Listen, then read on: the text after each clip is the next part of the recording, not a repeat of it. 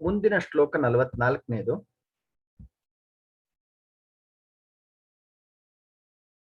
ಈ ಶ್ಲೋಕದಲ್ಲಿ ಮಂದಹಾಸವನ್ನ, ಪಾರ್ವತಿಯ ಮುಗುಳ್ನಗೆಯನ್ನ ವರ್ಣಿಸ್ತಾ ಇದ್ದಾನೆ ಕವಿ. ಪುಷ್ಪಂ ಪ್ರವಾಲೋಪಹಿತಂ ಯದಿ ಸ್ಯಾತ್ ಮುಕ್ತಾಫಲಂ ವಾ ಸ್ಫುಟವಿದ್ರುಮಸ್ಥಂ ತತೋನು ಕುರ್ಯಾತ್ ವಿಶತಸ್ಯ ತಸ್ಯಾಹ ತಾಮ್ರೌಷ್ಠಪದ್ಯಸ್ತರುಚಃ ಸ್ಮಿತಸ್ಯ. ಈ ಒಂದು ಪ್ರಿಂಟ್ ಅಲ್ಲಿ ಒಂದು ಸಣ್ಣ ಲೋಪ ಆದ ಹಾಗೆ ಕಾಣ್ತಾ ಇದೆ, ಆದ್ರೆ ಹೈಲೈಟ್ ಮಾಡಿದಾಗ ಸರಿ ಕಾಣ್ತಾ ಇದೆ. ಹಾ, ಈಗ ಸರಿ ಆಯ್ತು. ಪದವಿಭಾಗ. ಪುಷ್ಪಂ ಪ್ರವಾಲೋಪಹಿತಂ ಯದಿ ಸ್ಯಾತ್ ಮುಕ್ತಾಫಲಂ ವಾ ಸ್ಫುಟ ವಿದ್ರುಮಸ್ಥಂ ತತಃ ಅನುಕುರ್ಯಾತ್ ವಿಶತಸ್ಯ ತಸ್ಯಾಹ ತಾಮ್ರೌಷ್ಠಪರ್ಯಸ್ತರುಚಃ. ಅಲ್ಲಿವರೆಗೆ ಒಂದೇ ಪದ. ತಾಮ್ರೌಷ್ಠಪರ್ಯಸ್ತರುಚಃ ಸ್ಮಿತಸ್ಯ. ಪಾರ್ವತಿಯ ಮುಗುಳ್ನಗೆ. ಸಾಮಾನ್ಯವಾಗಿ ಮುಗುಳ್ನಗೆಯನ್ನ, ಮುಖವನ್ನ ವರ್ಣಿಸಿದಂತಹ ಸಂದರ್ಭವೇ ಅತ್ಯಂತ ನ್ಯೂನ. ಮುಖದ ಸೌಂದರ್ಯದ ಮೂಲ ಇರುವಂಥದ್ದು ಮುಗುಳ್ನಗೆಯಲ್ಲಿ ಎಂಬಂತೆ ಅನೇಕರು, ಸಂಸ್ಕೃತ ಕವಿಗಳು ಮಾತ್ರ ಅಲ್ಲ, ಹೆಚ್ಚಿನ ಎಲ್ಲ ಕವಿ ಸಂತತಿಯೂ ಕೂಡ ಈ ವಿಚಾರವನ್ನ ತುಂಬಾ ಬಲವಾಗಿ ಹೇಳಿದ್ದಾರೆ. ಮುಖದ ಸೌಂದರ್ಯದ ಮೂಲ ಕಾರಣ ಮುಗುಳ್ನಗೆ.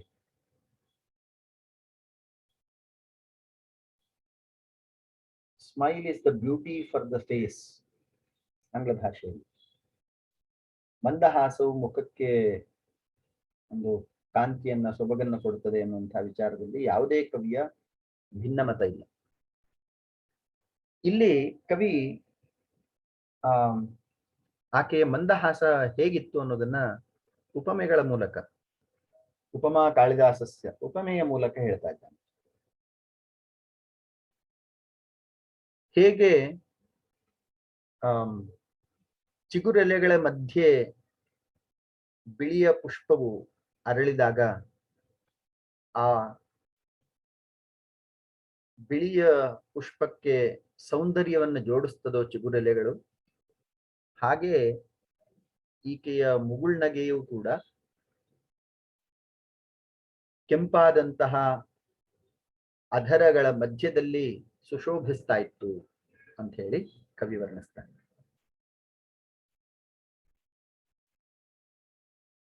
ಅನ್ವಯ ಹೀಗಿದೆ.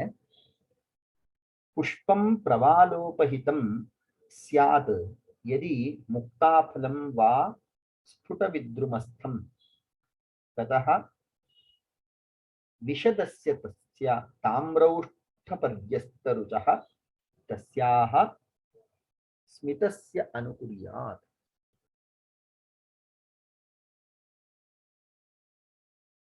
ಸ್ವಲ್ಪ ವಿಭಿನ್ನ ಮಾರ್ಗದಲ್ಲಿ ಪ್ರತಿಯೊಂದು ಪಂಕ್ತಿಯನ್ನೇ ಆಶ್ರಯಿಸಿ ಸ್ವಲ್ಪ ಅರ್ಥೈಸಿಕೊಳ್ಳಿಕ್ಕೆ ಪ್ರಯತ್ನ ಮಾಡೋಣ.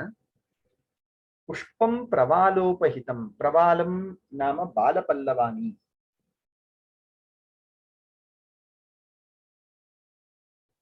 ಪಲ್ಲವ ಅಂದ್ರೆ ಚಿಗುರೆಲೆಗಳು. ಹೇಗೆ ಚಿಗುರೆಲೆಗಳ ಮಧ್ಯೆ ಅರಳಿದಂತಹ ಪುಷ್ಪವು ಪುಷ್ಪಂ ಪ್ರವಾಲೋಪಹಿತಂ ಯದಿ ಸ್ಯಾತ್ ಮುಕ್ತಾಫಲಂ ವಾ ಸ್ಫುಟ ವಿದ್ರುಮಸ್ಥಂ. ಮುಕ್ತಾಫಲ ಅಂತ ಹೇಳಿ ಇಲ್ಲೊಂದು ಫಲವನ್ನ ವರ್ಣಿಸ್ತಾ ಇದ್ದಾರೆ. ಆ ಮುಕ್ತಾಫಲವು ಕೂಡ ಅತ್ಯಂತ ಸುಂದರವಾಗಿ ಎಲೆಗಳ ಮಧ್ಯದಲ್ಲಿ ಕಂಗೊಳಿಸ್ತಾ ಇರುತ್ತದೆ. ಹಾಗೆಯೇ ತತಃ ಅನುಕುರ್ಯಾತ್, ಅನುಕರಣಂ ನಾಮ ಅದರ ಅನುಕರಣೆಯನ್ನ ಅಥವಾ ಆ ಸೌಂದರ್ಯವನ್ನೇ ಅನುಕರಿಸುವಂತೆ ಅದರಂತೆ ವಿಶತಸ್ಯ ತಸ್ಯಾಹ ಉಜ್ವಲವಾದಂತಹ ಆಕೆಯ ಮಂದಹಾಸವು ತಾಮ್ರೌಷ್ಠ ಪರ್ಯಸ್ತ ರುಚಃ. ಇಲ್ಲಿ ರಕ್ತ ಅಧರವು ಅಂತ ಕೊಟ್ಟಿದ್ದಾರೆ. ಈ ರಕ್ತಾಧರ, ಕೆಂಪಾಗಿರುವಂತಹ ಅಧರಗಳ ಮಧ್ಯದಲ್ಲಿ ಬಿಳಿಯಾದಂತಹ ಆಕೆಯ ಮುಗುಳು ನಗೆ ಹರಿದು ಬರ್ತಾ ಇತ್ತು. ತಾಮ್ರೌಷ್ಠ ಪರ್ಯಸ್ತ ರುಚಃ ಸ್ಮಿತಸ್ಯ. ಮಂದಹಾಸ ಸಂದರ್ಭದಲ್ಲಿ ಆಕೆಯ ಸೌಂದರ್ಯವು ಹೀಗೆ ಕಂಡು ಬರ್ತಾ ಇತ್ತು ಅಂತ ಹೇಳಿ ಕವಿ ಎರಡು ಉಪಮೆಗಳನ್ನ ಈ ಶ್ಲೋಕದಲ್ಲಿ ಕೊಟ್ಟಿದ್ದಾನೆ. ಅದರಲ್ಲಿ ವಿಶೇಷವಾಗಿ ಹೆಣ್ಣಿನ ಸೌಂದರ್ಯದ, ಮುಖ ಸೌಂದರ್ಯದ ವಿಶೇಷತೆಯೇ ಮಂದಹಾಸ ಎಂಬುದು ಅನೇಕ ಕವಿಗಳ ಆಶಯ. ಅದೇ ಹಿನ್ನೆಲೆಯಲ್ಲಿ ಮಹಾಕವಿಯು ಕೂಡ ತನ್ನ ವಿಚಾರವನ್ನು ಹೇಳಿದ್ದಾನೆ. ಆದ್ರೆ ಲೋಕದಲ್ಲಿ ಇದಕ್ಕೆ ಅನ್ಯಥಾ ಒಂದು ಕಲ್ಪನೆಯನ್ನು ಕೊಟ್ಟಿರೋದನ್ನ ಗಮನಿಸಬಹುದು. ನಗುವ ಹೆಣ್ಣನ್ನು ನಂಬಾರ್ದು, ಅಳುವ ಗಂಡನ್ನು ನಂಬಬಾರದು ಅಂತ ಹೇಳಿ ಲೋಕದಲ್ಲಿ ಈ ರೀತಿಯ ಉಕ್ತಿಗಳು ಇವೆ. ಆದ್ರೆ ಮಂದಹಾಸವು ಹೆಣ್ಣಿನ ಮುಖಕ್ಕೆ ಶೋಭೆಯನ್ನು ತರುತ್ತದೆ, ಕಾಂತಿಯನ್ನು ತರುತ್ತದೆ ಅಂತ ಹೇಳುವಂತಹ ಕವಿ ಸಮಯವೂ ಇದೆ. ಎರಡೂ ಇದೆ. In 44th shloka, the poet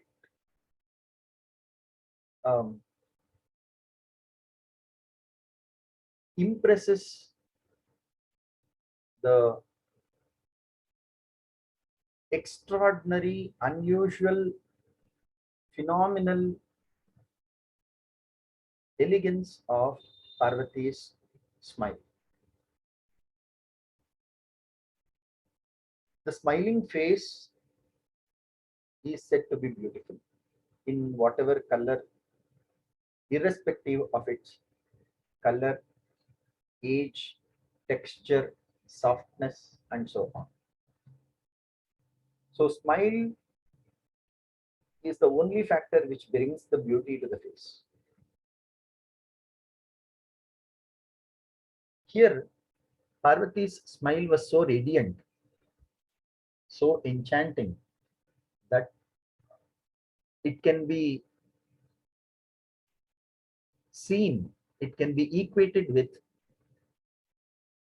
the blossoming little flowers which are observed among the tender leaves. So the small little flowers are more attractive when they are surrounded by the tender leaves. Similarly, Parvati's radiant smile, which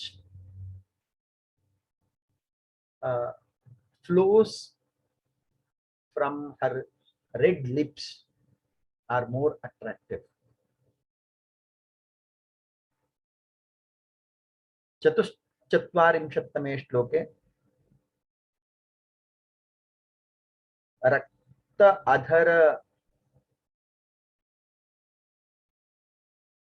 अधरयोर्मध्ये प्रविशतः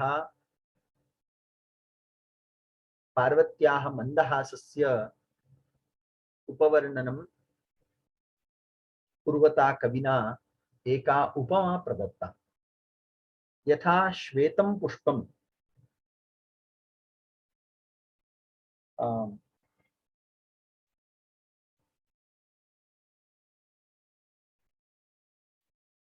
यथा श्वेतं पुष्पं हरिद्वर्णरञ्जितैः पर्णैः सह यदा वर्तते तदा स्वशोभाम् अतिवर्तते अतिलङ्घते स्वयं। तथैव अयं मन्दहासः इति कवेः आशयः। ಕೊನೆಯಲ್ಲಿ ಶ್ಲೋಕ ಓದ್ತೇನೆ. पुष्पं प्रवालोपहितं यदि स्यात् मुक्ताफलं वा स्फुटितद्रुमस्थं ततोऽनुकुर्यात् विशतस्य तस्याः ताम्रौष्ठपर्यस्तरुचः स्मितस्य. Last shloka of the day.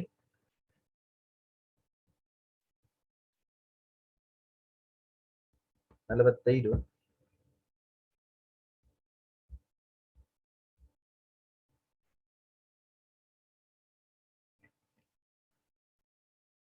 ಸ್ವರೇಣ ತಸ್ಯಾಮೃತ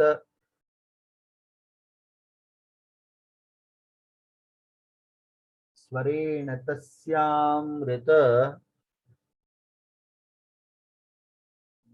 ಸ್ವರೇಣ ತಸ್ಯಾಮೃತ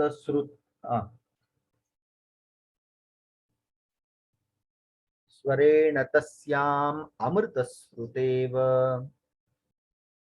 ಸ್ವರೇಣ ತಸ್ಯಾಂ ಅಮೃತಸ್ರುತೇವ ಪ್ರಜಲ್ಪಿತಾಯಾಂ ಅಭಿಜಾತವಾಚಿ ಅಪ್ಯನ್ಯಪುಷ್ಟಾ ಪ್ರತಿಕೂಲ ಶಬ್ದ ಶ್ರೋತುರ್ವಿತಂತ್ರೀಃ ಇವ ತಾಡ್ಯಮಾನ. ಮುಖ ಕಮಲವನ್ನು ವರ್ಣಿಸಿದ ಸಮನಂತರದಲ್ಲಿಯೇ ಮಂದಹಾಸವನ್ನು ಬಣ್ಣಿಸಿದ್ದಾನೆ. ಈಗ ಮಂದಹಾಸದ ಒಳಗಿನಿಂದ ಬರುವಂತಹ ಧ್ವನಿಯನ್ನ ವರ್ಣಿಸ್ತಾ ಇದ್ದಾನೆ. ಸ್ವರೇಣ ತಸ್ಯಾಂ ಅಮೃತಸ್ರುತೇವ. ಪದವಿಭಾಗ ಹೀಗಿದೆ. ಸ್ವರೇಣ ತಸ್ಯಾಂ ಅಮೃತಸ್ರುತಾ ಇವ ಪ್ರಜಲ್ಪಿತಾಯಾಂ ಅಭಿಜಾತವಾಚಿ ಅಪಿ ಅನ್ಯಪುಷ್ಟಾ ಪ್ರತಿಕೂಲಲಬ್ಧಾ ಶ್ರೋತುಃ ವಿತಂತ್ರೀಃ ಇವ ತಾಡ್ಯಮಾನ. ಇಲ್ಲಿ ಗಿರಿಜಾ ಸೌಂದರ್ಯವು ಕೇವಲ ಆಕೆಯ ಶರೀರದ ಕಾಂತಿಯಲ್ಲಿ ಮಾತ್ರ ಪರ್ಯವಸಾನಗೊಳ್ಳದೆ ಕೊನೆಗೊಳ್ಳದೆ ಆಕೆಯ ಕಂಠಸಿರಿಯಲ್ಲೂ ಸೌಂದರ್ಯ ಇತ್ತು ಅಂತ ಹೇಳ್ತಾ ಇದ್ದಾರೆ. ಆಂಗ್ಲ ಭಾಷೆಯಲ್ಲಿ ಒಂದು ಒಳ್ಳೆಯ ಮಾತಿದೆ, beauty is but skin deep. ಸೌಂದರ್ಯವು ಕೇವಲ ಚರ್ಮದ ಬಣ್ಣವನ್ನ ಆಶ್ರಯಿಸಿಲ್ಲ, ಬದಲಾಗಿ ಅದರಲ್ಲಿ ಅನೇಕ ಅಂಶಗಳು ಅಡಗಿವೆ. ಉದಾಹರಣೆಗೆ ಮಂದಹಾಸ ಅಂತ ಹೇಳಿ ಅಲ್ಲಿ ಸುಂದರವಾದಂತಹ ವಿಚಾರ ಚರ್ಚೆ ಇದೆ. ಇಲ್ಲಿ ಧ್ವನಿಯೂ ಕೂಡ ಆಪ್ಯಾಯಮಾನವಾಗಿತ್ತು, ಇಂಪಾಗಿತ್ತು ಅಂತ ಹೇಳ್ತಾ ಇದ್ದಾನೆ ಕವಿ. ಸ್ವರೇಣ ತಸ್ಯಾಂ ಅಮೃತ ಸುರುತೇವ. ಈ ಗಿರಿಜಾಂಬಿಕೆಯ ಅಮೃತ ಶ್ರುತ ಇವ, ಪೀಯೂಷ ಶ್ರಾವಣ್ಯ, ಅಮೃತದ ಧಾರೆಯಂತೆ ಇತ್ತು ಆಕೆಯ ಕಂಠಸಿರಿ. ಅಮೃತ ಶ್ರುತ ಇವ ಸ್ವರೇಣ ತಸ್ಯಾಂ ಅಮೃತ ಶ್ರುತೇವ ಪ್ರಜಲ್ಪಿತಾಯಾಂ ಅಭಿಜಾತವಾಚಿ. ಆಕೆಯ ಇಂಪಾದಂತಹ ಮಾತನ್ನ ಕೇಳ್ತಾ ಇದ್ರೆ ಮತ್ತಷ್ಟು ಕೇಳಬೇಕು ಅಂತ ಅನಿಸ್ತಾ ಇತ್ತು. ಇಂತಹ ಗಿರಿಜೆಯ ಧ್ವನಿಯು ಮಾತುಗಳು ಕೇಳ್ತಾ ಇರುವಂತಹ ಸಂದರ್ಭದಲ್ಲಿ ಒಂದು ಹೆಣ್ಣು ಕೋಗಿಲೆ ಮುಂದೆ ಒಂದು ಮಾತನ್ನು ಹೇಳ್ತಾನೆ. ಅಪಿ ಅನ್ಯಪುಷ್ಟ ಪ್ರತಿಕೂಲ ಶಬ್ದ. ಒಂದು ಹೆಣ್ಣು ಕೋಗಿಲೆ ಅಲ್ಲಿ ಏನಾದ್ರೂ ಧ್ವನಿಯನ್ನ ಮಾಡಿದ್ರೆ, ಕೂಜನವನ್ನ ಮಾಡಿದ್ರೆ ಅದೊಂದು ಕರ್ಕಶ ಧ್ವನಿಯಾಗಿ ಕೇಳಿಸ್ತಾ ಇತ್ತು. ಸಾಮಾನ್ಯವಾಗಿ ಕೋಗಿಲೆಯ ಕಂಠವನ್ನ ಹೊಗಳದಂತಹ ಕವಿ ಇಲ್ಲ.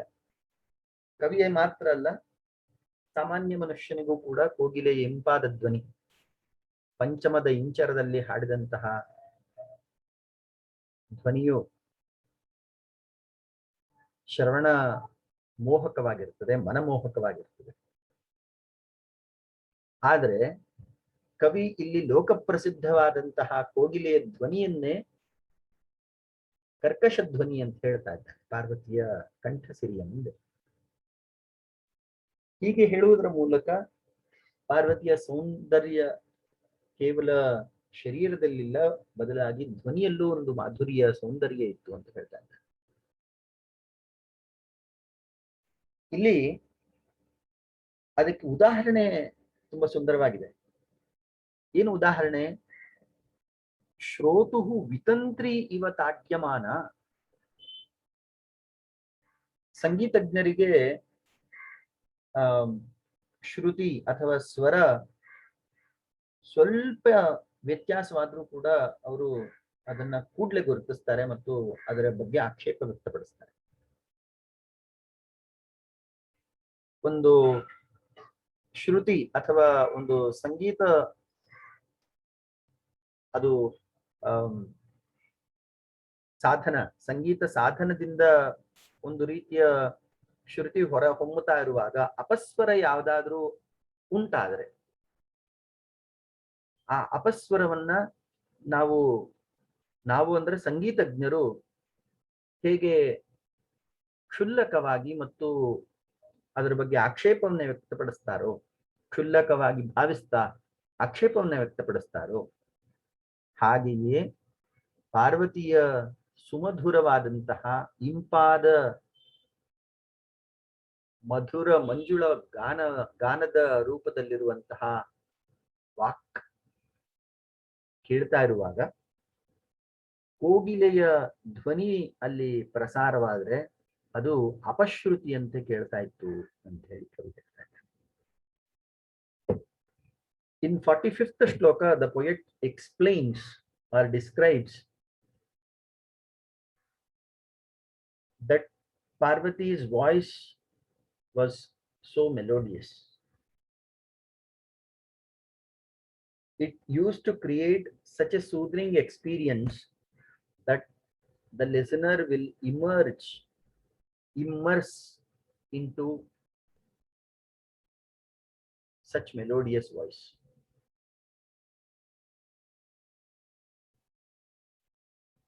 It is observed in the world that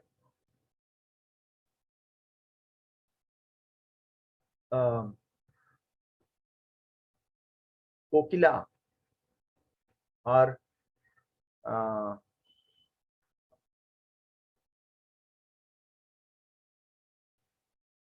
kokila is generally known for its melodious voice.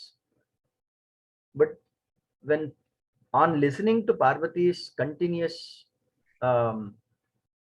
words, if there is an interruption of kokila, then people used to find fault with it.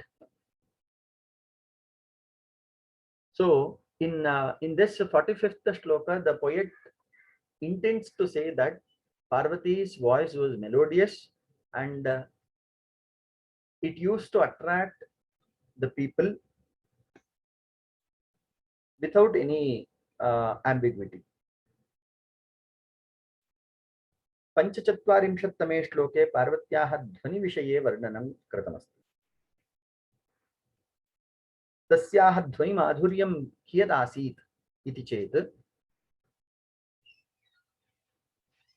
लोकेषु प्रसिद्धा ध्वनिः कोकिलायाः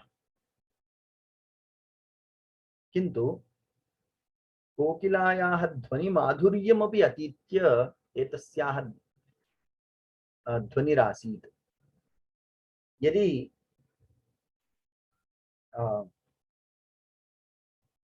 एषा पार्वती वक्तुम् आरभते, तस्याः कथनवेलायां वाचनवेलायां कोकिलः यदि माधुर्येणापि ध्वनिना कूजति, तथापि कोकिलायाः ध्वनिः अपश्रुतिः इव प्रतिभाति स्म।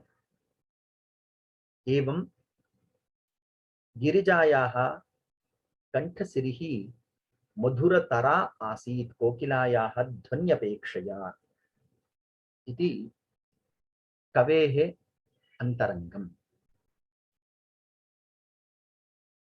अन्ते पुनरेकवारं श्लोकं वाचयामि। स्वरेण तस्याम् अमृतश्रुतेव प्रजल्पितायाम् अभिजातवाची अप्यन्यपुष्टा प्रतिकूलशब्दा श्रोतुः वितन्त्रीः इव ताड्यमाना। ಇಲ್ಲಿಗೆ ಇವತ್ತಿನ ಚರ್ಚಾ ಭಾಗ ಮುಗಿದಿದೆ. ನಿಮ್ಮ ವಿಷಯ ಏನಿದ್ರು ಹಂಚಿಕೊಳ್ಳಬಹುದು. प्रश्नः विचारः मुक्तरूपेण वक्तुम् अवकाशः अस्ति.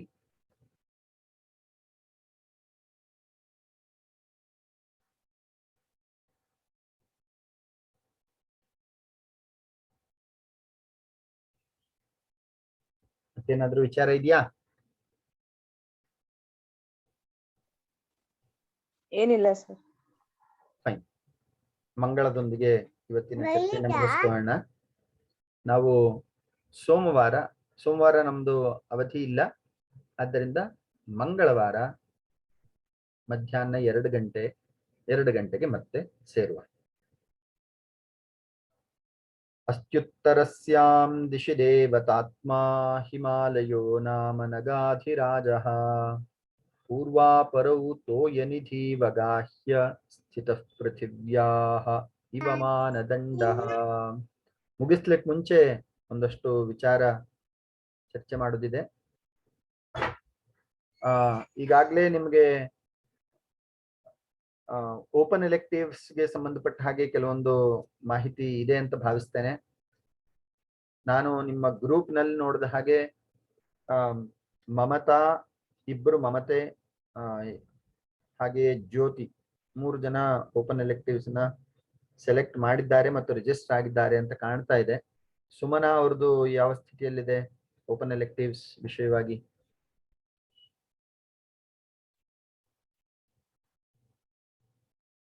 ವಿಷಯ ಚಯನ ಮಾಡಿದ್ದೀರಾ?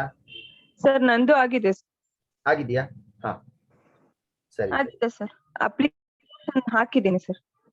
ಫೈನ್. ಅದನ್ನು ಒಂದು ಸ್ವಲ್ಪ ಫಾಲೋ ಅಪ್ ಮಾಡಬೇಕು. ಅದಕ್ಕೆ ಸಂಬಂಧಪಟ್ಟ ಹಾಗೆ ನೀವು ಗ್ರೂಪ್ ಅಲ್ಲಿ ನಿಮ್ಗೇನಾದ್ರೂ ಅಪ್ಡೇಟ್ಸ್ ಸಿಕ್ಕಾಗ ಅದನ್ನ ಶೇರ್ ಮಾಡಿ. ಯಾಕಂದ್ರೆ ಕೆಲವೊಂದು ಡಿಪಾರ್ಟ್ಮೆಂಟ್ಸ್ ಇಂದ ಅದಕ್ಕೆ ಪೂರಕವಾದಂತಹ ಮಾಹಿತಿ ಬೇಗ ಬರಬಹುದು. ಆ ಹಿನ್ನೆಲೆಯಲ್ಲಿ ನೀವು ಈ ಗ್ರೂಪ್ ಅಲ್ಲಿ ಈ ವಿಷಯವನ್ನ ಚರ್ಚೆ ಮಾಡುವುದು ಇನ್ ಕೇಸ್ ಯಾರಿಗೆ ಮಾಹಿತಿ ಇರಲ್ವೋ ಅವ್ರಿಗೂ ಅನುಕೂಲ ಆಗ್ತದೆ. ಫೈನ್.